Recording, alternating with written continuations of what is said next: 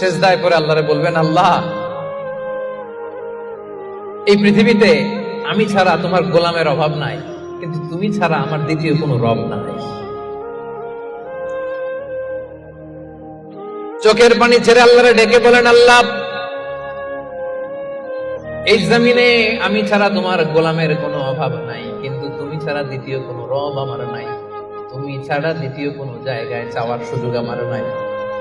চোখের পানি ছেড়ে আল্লাহরে বলেন, আল্লাহ, কোরআনে তুমি শিখিয়েছো ফরিয়াদীদেরকে কেউ যদি চায় ওই ফরিয়াদীদেরকে বারণ করা যায় না, তুমি কেমন করে এই অভাগা ফরিয়াদীকে আজকে ফিরিয়ে দিবা? চোখের পানি ছেড়ে আল্লাহর কাছে চান, সব তিনি দিয়ে দিতে পারেন। চিল্লায় বলেন ঠিক কিনা?